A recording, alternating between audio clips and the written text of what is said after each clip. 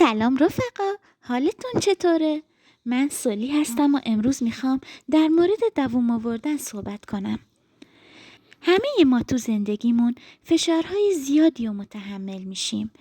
تو دور زمونه حال حاضر که حتی بیشترم شده. ممکنه فشارهای ذهنی باشه وقتایی که زیاد فکر میکنیم و هیچ راه حلی برای مشکلاتمون پیدا نمیکنیم. من همیشه این فشارهای ذهنی رو تو سرم تحمل میکردم. تا اونجایی که یادم میاد از بچگی. از همون بچگی دلم میخواست تحسین بشم توسط بزرگترهام و براش همه تلاشم رو میکردم. سعی میکردم دختر آرومی باشم، درس خون باشم، از کارهای اشتباهی که باعث سرزنش شدن میشد پرهیز کنم. اگه یه روز تو مدرسه سرزنش میشدم تا مدت‌ها شبها نمیخوابیدم و اون صحنه تلخ هی میومد جلوی چشمم. اون وقت از خودم بدم میومد و تا مدت‌ها وقتی تو آینه نگاه میکردم انگار داشتم به یه آدم به درد نخور نگاه میکردم. بزرگتر شدیم و رویا بافتیم و رویاهامون زیاد دووم نداشت تا جایی که میتونستیم توی این دریا شناور شدیم. ولی خب نمیشد تا آخرش رفت، چون رویا یه دریای گول زننده است. ممکنه یه دفعه زیر پات خالی بشه و برای همیشه تو رو پایین بکشه. اونجا بود که فهمیدم هدفه که مهمه. پس یه جای زیبا در آینده رو نشونه گرفتیم و به سمتش راه افتادیم. ولی تا چشامونو باز کردیم همه چی جدید شده بود. دور زمونه عوض شده بود و آدمایی رو دیدیم که با نصف تلاش ما از ما جلوتر زدن و هدفی که ما از دور براش سالها می جنگیدیم اونا در عرض چند روز بغل گرفتنش و به سمت هدفهای بالاتر می رفتن. صبر کن ببینم.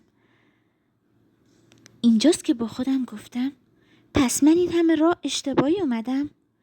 فشارها بیشتر و بیشتر میشه.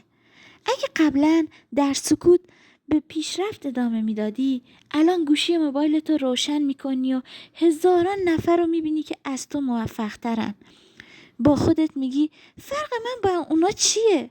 چون خوشگلترن یا چون خوش صداترن یا چون قدرت بیانشون بهتره یا شاید هم چون با استعدادترن. اینطوری میشه که تو بیشتر وقت تو صرف مقایسه های بیهوده میکنی و توی این موج گیر میافتی که تو هم شبیه اونا باشی. ولی هر چقدر دست و پا بزنی نهایتا تو فقط یه نمونه کپی شده از اون آدم های معروف میشی. برای همینه که من اینجام تا باهات در مورد دووم آوردن صحبت کنم.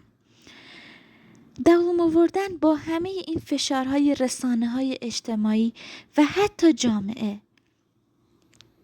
چون میدونی که جامعه نمونه کاملا واقعی از همون آدمای دنیای مجازیه. پس عملا هر دو به یک اندازه میتونن رود تأثیر بذارن.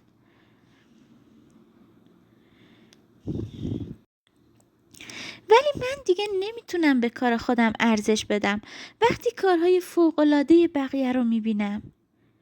این چیزیه که ممکنه به ذهنت بیاد و من بهت میگم که به جای همه اینا روی خودت تمرکز کن. روی توانایی‌ها، استعدادها و زیبایی‌های خودت تمرکز کن. خودتو در مرکز این دنیای بزرگ ببین.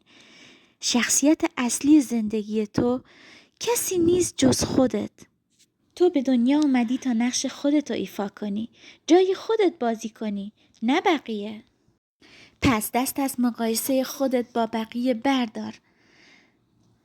راستی میدونستی الماسا چطوری به وجود میان؟ اونا در واقع کربن هایی هستن که تحت فشار زیاد قرار گرفتن، دووم آوردن و به الماس تبدیل شدن.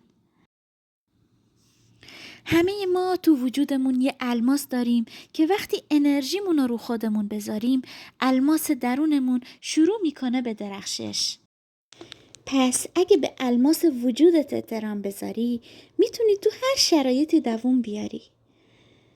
حتی اگه خودت به خودت سخت نگیری، این فشارها همیشه از سمت جامعه هست ولی چیزی که ازت یه الماس میسازه و باعث میشه دووم بیاری انرژی گذاشتن روی خودت و توانایی‌هاته. این ویدیوی کاملا دلی رو برای تویی ساختم که تو شرایط سختی هستی و به شنیدن این حرفا احتیاج داری. پس لطفاً کم نیار و ادامه بده تا روز درخشش تو هم فرا برسه.